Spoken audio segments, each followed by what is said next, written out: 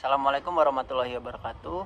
Perkenalkan, nama saya Erlangga Setiawan dari Sosiologi FISIP Unpad.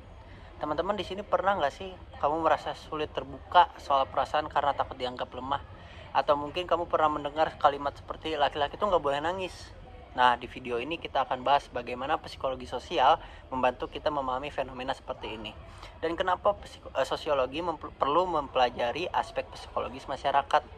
Yuk kita mulai. Yang pertama, psikologi sosial adalah cabang ilmu yang mempelajari bagaimana pikiran, perasaan, dan perilaku seseorang dipengaruhi oleh kehadiran orang lain, baik secara nyata, imajiner, maupun simbolik. Misalnya, kenapa kita ikut-ikutan tren?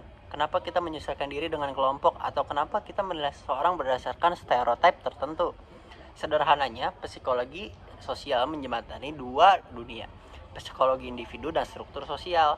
Ia melihat bagaimana aku dan kita saling membentuk satu sama lain.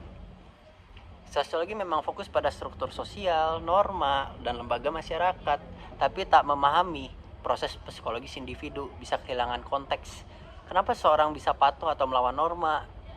Mengapa stigma bisa bertahan begitu lama dalam budaya tertentu? Nah, di sini psikologi sosial itu sangat penting, teman-teman.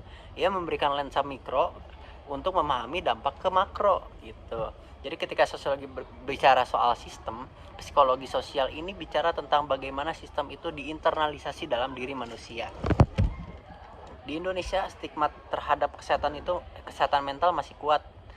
Banyak orang yang takut pergi ke psikolog karena takut dicap gila atau nggak kuat iman.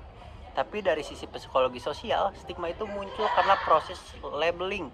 Masyarakat memberi label negatif dari perilaku yang menyimpang terhadap norma. Dari sisi sosiologi, stigma ini diperkuat oleh struktur budaya patriarki atau nilai-nilai kolektivis yang menekan emosi pribadi. Hasilnya, banyak orang, terutama laki-laki nih teman-teman, memendam tekanan mental karena takut dianggap lemah. Padahal bukan begitu, teman-teman. Waktu itu saya mengikuti talkshow gitu. Dalam sebuah talkshow itu tentang mental health awareness. Tema yang paling sering muncul adalah atau kata-kata yang muncul, laki-laki itu nggak boleh nangis. Tapi kalau kita lihat dari sisi perspektif psikologi sosial, norma ini terbentuk dari konformitas sosial, tekanan untuk mengikuti harapan kelompok tentang maskulinitas ideal. Dan dari perspektif sosiologi, norma itu mempertahankan struktur patriarki, media, dan pola asuh keluarga yang mengajarkan anak laki-laki untuk menekan emosinya. Padahal, penelitian menunjukkan bahwa mengekspresikan emosi justru meningkatkan kesehatan mental dan relasi sosial. Jadi bukan laki-laki yang lemah kalau menangis, tapi masyarakat kita perlu belajar memahami ulang konsep kekuatan. Dari sini kita belajar bahwa memahami manusia itu butuh dua sisi, struktur sosial dan jiwa individu.